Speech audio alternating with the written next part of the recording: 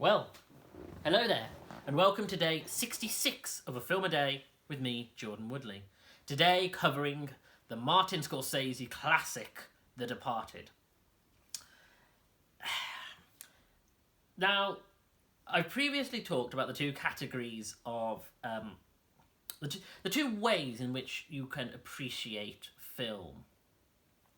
There's the intellectual perspective of appreciation, where you go away from a film thinking about its themes, its messages, and then there's the emotional engagement, where, of course, you empathise with characters and you feel a sense of connection to the story you've been told. And one does not replace the other, but often you can leave with some of one and some of the other. You could leave with being mentally and emotionally stimulated from the experience, but you could also leave with, say, thinking, oh, that was interesting, but I didn't engage with it, or being emotionally stirred, but not really feeling like your brain was channeled in any way.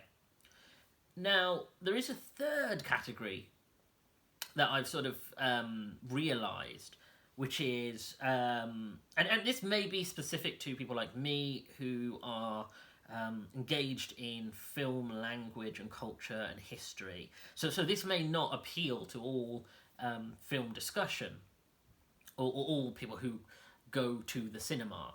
But there is, I suppose, the third category, which is filmmaking appreciation. That is to say, or craftsmanship. So that's to say, you appreciate the ability that or the skill and effort that has been put into making a piece of cinema that will be important. Many people have said how they have watched Citizen Kane, realised its importance, but they found it terribly boring. Now, I'm not in that category of people. I don't think Citizen Kane is terribly boring, but I can appreciate how someone might go away and go, well, it's just this old film, but I appreciate the craftsmanship and the importance of it. So the reason I bring this up is because with The Departed, I couldn't categorise it in the first two, because I wasn't emotionally stimulated by it. I will admit, I mean, I don't empathise with gangsters generally, but even in the confines of, you know, these are human beings going through experiences, and you could, if you don't empathise with people who are on the gangster side, maybe you'd empathise with the police trying to chase them. But frankly, I just didn't. I didn't connect with the characters on an emotional level. But then I can't say I'm intellectually stimulated. I am interested in the structures of police and criminals and how the two circle each other, and the structure of Boston crime culture. I can't say I'm not engaged a little bit intellectually, but I didn't leave with considering the film, you know, the crime world of Boston and its and how the police work and how criminals work. It didn't stimulate me to the nth degree in that category.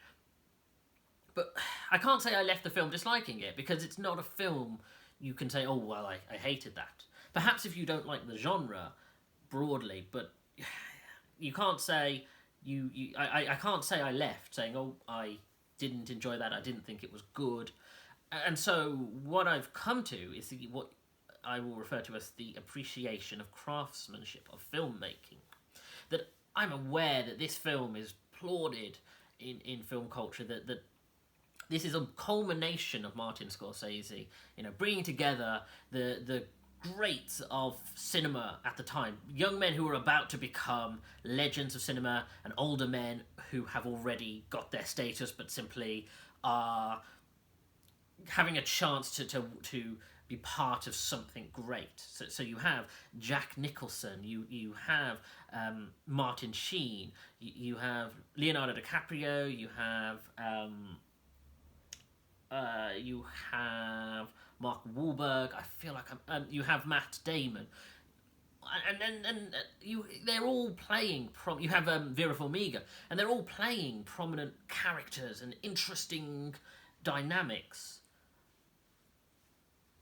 and the filmmaking is phenomenal. It genuinely is this gangster epic about the look of the Irish mob and the battle, the constant struggle between police and crime, and the never-ending engagement of the two. Almost like a crime equivalent of a Western. And I appreciate that, and I appreciate the craftsmanship. And this is a film that won Best Picture, Best Director, Best Editing, and I think Jack Nicholson won for Best Actor, potentially, in Oscars, and it won all sorts of other awards. But I can't say it's the only way I can appreciate the film, because frankly, I left going, well, yeah, that was a film. Beginning to end, that was a film. I've seen it. There are some interesting things in it, but I wasn't carried away by it. In fact, I did feel its length, and I did feel like, oh, you know, this isn't particularly stirring me, and you know, it's if I was a weaker person, it would be the kind of film where I'd be tempted to get my phone and check Facebook or check my emails, or you know, and kind of look up now and then, because it just wasn't clicking with me. And I'm concerned that with Martin Scorsese, I'm very much going in that direction. I watched The Irishman, and I like The Irishman possibly more than I like The Departed. I think because it's a character study and you see a man's life, I connected with that in a way that I didn't with this, because I felt like there was a point to it, and when it gets to its culmination, I understood why we were being told this story. And again, that is very much a swan song of Martin Scorsese. It's very much about him acknowledging his entire filmmaking career through a film. And the criticisms I have of that, including the length of it, pale in comparison to its merits. I do love Wolf of Wall Street, but that's not a crime. Well, it is a crime drama, I suppose, from some perspective, but it's not a crime drama. It's not, you know, gangsters and police. It's very much a different kind of story. And perhaps the problem is that I'm doing Martin Scorsese wrong. That I'm essentially going backwards. I did see Wolf of Wall Street as my first Scorsese film, then The Irishman, now The Departed. It's possible that now, if I were to go further back and go to Raging Bull or Goodfellas, that I would immediately find the thing in Martin Scorsese that I should have done from the off, and appreciate films like The Departed more. But I'm not there. I do think the performances are great. Leo, this is the transition point for me with Leo. I've often said that the problem I had is younger Leo is that floppy head, the beach, the Titanic, Romeo and Juliet, and I remember growing up and just being a little bit dismissive of him as an actor because of it. And then in later life, appreciating the tremendous actor that Leonardo DiCaprio is. And I think this is perhaps the most visceral transition point for him, where you go, oh, this actor has a lot going on, and this film demonstrates the range and ability as he plays this undercover cop who's slowly having his mind and his will eroded by being alongside this gangster. I think Jack Nicholson, this is probably, in spite of all that I've said about the film generally, this might be his best performance that I've seen. I think Jack Nicholson's actually, no, because The Shining is still, you know, up there as a crowning jewel. But it is, alongside The Shining, Jack Nicholson, one of his greatest performances. And if there's any character who I was really interested in, it was Jack Nicholson's, and his arc, and the fact that he is this unrepentant sociopath, and how he can control the crime world is interesting. I'll grant it that. It's interesting to see how he controls the crime world. And you have like Matt Damon, and Matt Damon's arc is interesting. The idea of this man who was brought up by criminals for the sole purpose of entering the police force to be this like career corrupt cop is an interesting arc for a character. But I wasn't. there's nothing to do with his performance. I just don't think I was particularly interested in that character and his arc.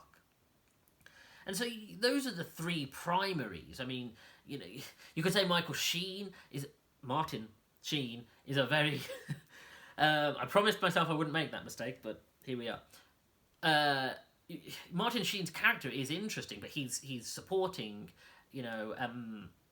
Mark Wahlberg's character is interesting, but supporting. Vera Farmiga, interesting, but supporting. Saying, you know, they have elements to them, but they are simply there for the three leads.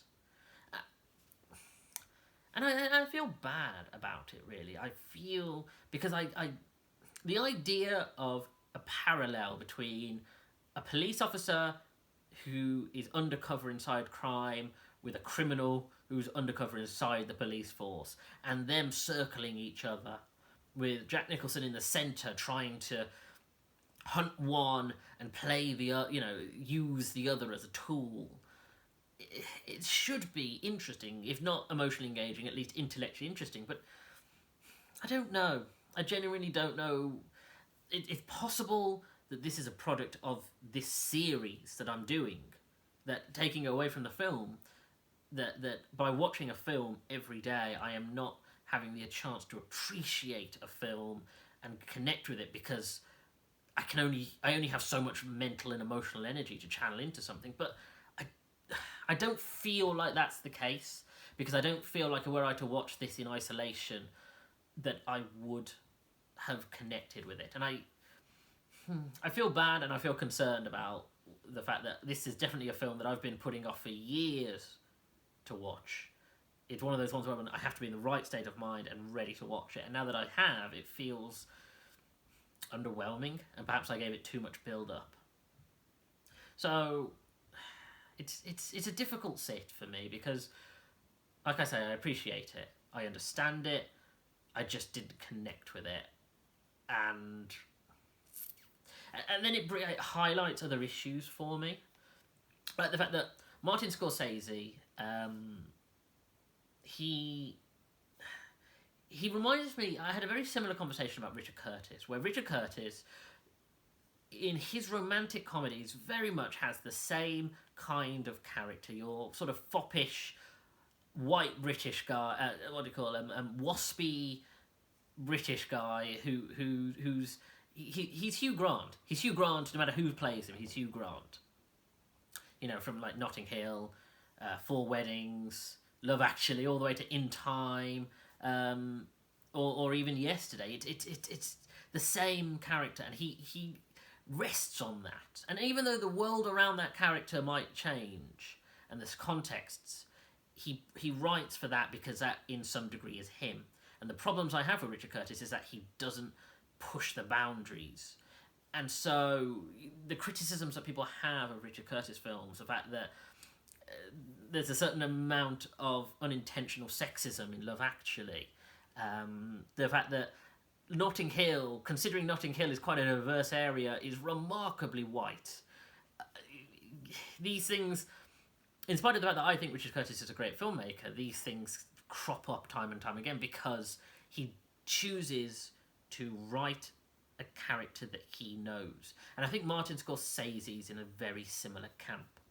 Where, okay, I don't think Martin Scorsese is an Irish gangster by any means, but from what I understand of Goodfellas, which I still need to see, it's on the list, my knowledge, my experience now of The Departed, my knowledge of Wolf of Wall Street and experience of it, and The Irishman, it's very much the same kind of man, which is this Irish-American, again, waspy, criminal in different variations of the term. And the world around him reflects that. And the problem you have, therefore, and it's a criticism that has been flagged at Martin Scorsese, that he doesn't write women well. If he includes them, they play these very background characters. Particularly, it was flagged in The Irishman, where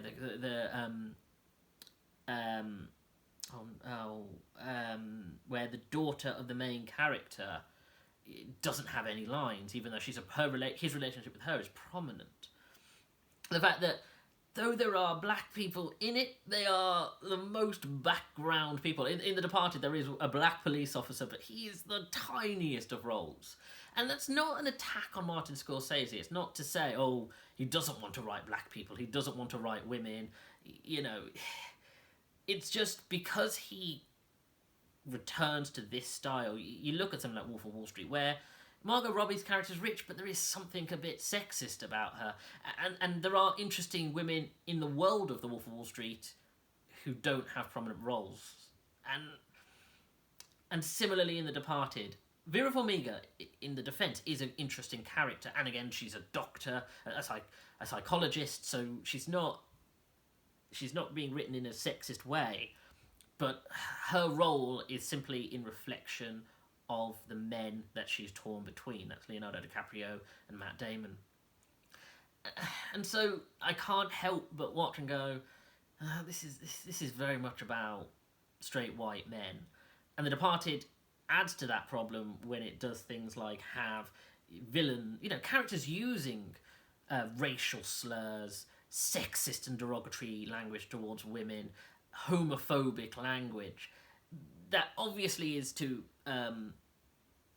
flesh out characters who are villains, they're criminals, but on a number of levels you then fail to relate to them, because you're like, well, I in my case, I am a mixed race person, and hearing a racial slur said in the first 10 minutes makes me go, oh, well, I'm clearly not going to like Jack Nicholson. Bearing in mind he's also a sociopathic murderer, so that's possibly the intent. But it's things like that really make me struggle to find ground with the film. As I say, filmmaking-wise, it is remarkable. It is crafted beautifully. It is a remarkable film in filmmaking terms, in film history terms. It needs to be acknowledged, and I understand why it won Best Picture, and I understand why it won Best Editing, because it is visually interesting. But like I say, there's appreciation and then there's engagement on an intellectual and emotional level, and I just wasn't there for it. And again, that's a shame. The reason I wanted to do a Martin Scorsese is because he's written an article called Il Maestro, which I think is worth reading, about the issues regarding filmmaking as a craft in relation to content. That's to say, things like YouTube, like this video here, or even things that are more intentionally structured, but they aren't filmmaking. That filmmaking is still an art form in itself, and that if we mix it in with content, people will not appreciate it as its own art form. And I think that is a worthy discussion. I have feelings on that, but I think it is a discussion that he rightly brings up. And I wish I could raise this film and say, this is why he, this is the point he's trying to make, that a film like The Departed is an art form. But I can't say that because I just didn't have the experience that perhaps I was hoping to. Frustrating, to say the least. Anyway, so if you could, please like this video, and please go back through my back catalogue. There are 65 main videos alongside the bonuses. Subscribe to the channel for more content, and if you could share as well, that really helps me out and starts to build the channel so I can make it a bit more of a professional platform. You can also follow me on Twitter at Jordan_Woodley, where I post every day the new video. Thanks for joining me. See you again. Take care.